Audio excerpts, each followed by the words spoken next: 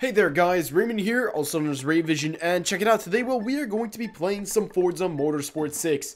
Now this is going to be another drift build, and this is going to be the 2013 Ford Mustang GT500. Now this thing is pretty beast. I decided not to swap out the engine, but I did do an aspiration conversion, which I'm sort of regretting slash not regretting. Like, the car is an amazing drift car, but the turbo sound is really annoying, and it's like American Muscle, and it's like, I shouldn't be hearing this from this car, but you do, which is kind of annoying. But besides that, this car is incredible. Not just the car is really good. First of all, it has like 1,000-something horsepower, which is, I love drift cars with a lot of power. But just the way it handles itself is just crazy. Not only that, but honestly, how do I say this? This Ford is just, I love it. And the thing is that in my Corvette video and my Chevelle video, my drifting was okay, but here's the thing. I had those two videos, and those were like sort of my icebreakers. I gotten a lot better, and like you see, right, you're going to see later in this video that I've sort of gotten my mojo back slash not. Like, I've gotten a lot better, and by that I mean I was rusty, and with a little bit of practice, everything's all good. So as usual, if you want to have access to this drift build, just look up Ray Drift. It is in the drift and best or speed category. And basically, or you can follow me as a creator on Forza. It is up to you guys. Or if you want, you just don't have to get it. Not at all. I don't care. It's more for you guys. So, just a reminder, please leave your recommendations for future drift cars in the comments below. Whether you want them stock, whether you want them not stock, or if you want them all-wheel drive, rear-wheel drive, or front-wheel drive, but that'd be weird. And I will take them out into multiplayer lobbies and see what kind of damage can occur with me just driving like a maniac. So right here, I don't know what in the world is going on, but looks like I went AFK from the keyboard for half a second. That's okay. That is a minor detail. So this Mustang does extremely well. I'm sorry about the coughing. I'm still a little bit sick. Almost scared. And look at this. Opening turn. Slam. I just slam it sideways and then I just hold it. And this thing is just ridiculous. It's really good for these. Here's the thing. Certain drift cars are a lot better for tight spaces. Certain other drift cars are a lot better for wide open turns.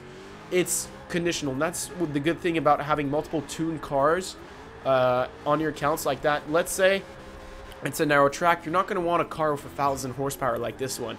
If it's Bernese Alps, you're going to want this because it has the power to make those long sweeping turns. But if you're on something more restrained, you want something with a little less power and a bit more finesse. It's a lot more handleable. But here's the thing. If you're a really good drifter, no matter what kind of power you have, you'll be able to feather it properly. And also, it's a bit of track knowledge. Bernese Alp is a map that I used to drift on a lot, and you can tell that I know the drifting line. I'm doing very well at it. A lot of the other tracks I've been drifting on, I don't know them. I've never really raced them before, and I've never tried to drift them before, certainly. And so the better you know the drift line or the race line of a track, the easier it makes to chain up turns.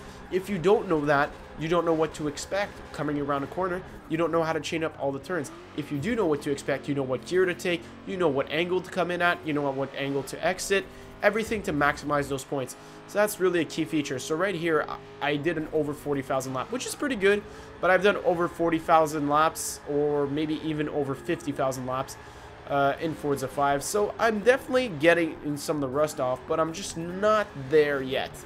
And hopefully we're going to see that come along in the weeks to come. But look at that.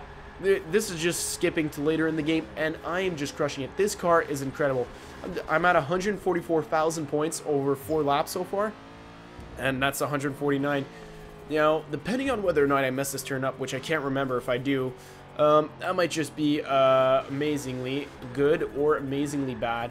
But it's a good thing. I just want to put out a reminder, guys. If you are playing in online drift lobbies, be that nice person. Wait before crossing the line. Some guy here crossed the line. It didn't bother me as much because I was in the basically last turn of the race. But look how many people are behind me. I'm actually really far ahead on this one. And so it really sucks for those guys who won't be able to finish the race. So as usual, guys, leave your car suggestions in the comments below. Basically, just anything you can think of. Leave your comments in the comments below.